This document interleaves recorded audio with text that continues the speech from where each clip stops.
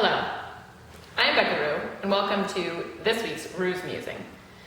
Today I start our Meet Our Teachers at Play Yoga video. I have Kim Miller with me here. She's a little bit nervous about the camera, so we're trying to work her through this. She's facing one of her fears in front of you right now.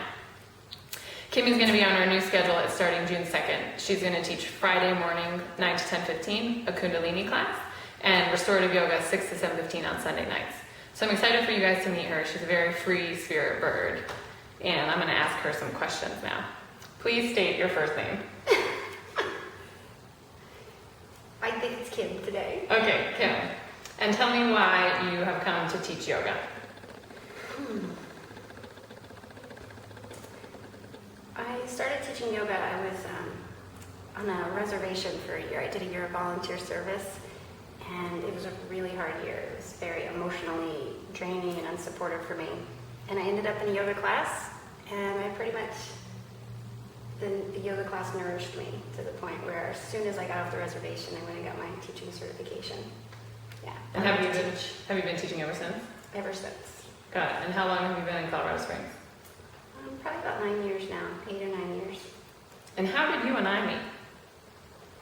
We met many, many, many times at many, many, many workshops. None of which I remember. I never remember my name. Perfect. So you asked me a question. Okay. How did you come to teach yoga? I came to teach yoga. I don't remember how I came to my first yoga class, but it was the first thing that I could do just for myself. So that it was in my last year of college at Colorado College, and I would start going to yoga classes, and all my girlfriends would be in their Colorado College dramatic state, and they'd need me for various things, and I'd be like, I have to go to yoga class. And miraculously, it was something that I was just naturally good at, meaning it was easy for me to come into these poses when I had never been really athletic in anything before in my life. And we like feeling good at things, at least most humans do. I did, so I was like, oh, this is cool. And then I thought I was going to be a personal trainer. I was in Connecticut, moving back here, and I was like, oh, I'll get my yoga certification. And now it's my whole entire life. Nice. Yeah.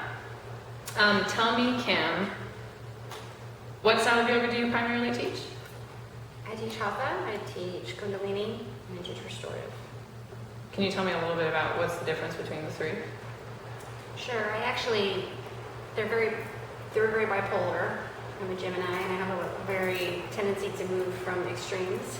So restorative and Kundalini are about as far opposite as you can get from one another. Okay. Kundalini is a lot of movement, it's a lot of breath work, it's mantra, it's chanting, it's getting into your body and being with whatever the mind is revealing to you. So sometimes it's very challenging, and you're able to just sit there and watch what your mind says to you during a challenge. Okay. What is your inner mantra? Sometimes it's I can't, or this is too hard, or I hate this, I want to leave. What did I, how did I end up here? Come out, yeah.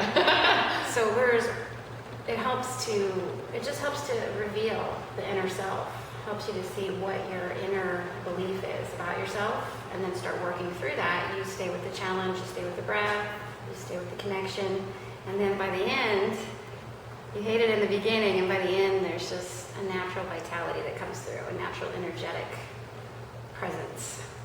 And how's that different from restorative? Well, restorative is just very gentle, and we pretty much lay around on props the whole time, breathing, getting into our center. Same thing, watching the mind, but it's not quite it actually can be more challenging for some people who are used to doing a lot and who need that stimulation. So restorative, it takes the opposite approach, where it gives you permission just to be, to just rest, to see yourself. Way harder for me. Yeah, in a relaxing state. I have panic attacks. Less so now, but still sometimes. Yeah. Because it's so still. Yeah. Just being is hard.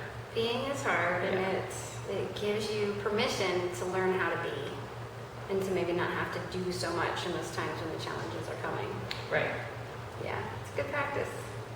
Is there anything specific you would want our viewers, our 5 viewers out there, we have more than 5, to know about you and your yoga here, especially at Play Yoga? I would just say that as a teacher, I come from an approach of within my own madness, seeing my own madness in my life. I've come to yoga because I needed to find some stability, some way to cope, some way to give myself emotional permission to express myself. And so all the different styles I teach do a variation of different things. They all take different approaches into how to find the truer self, the deepest self, the playful self, the emotional self, the grounded self, and then learning how to be in the moment with the way we need to show up in our lives.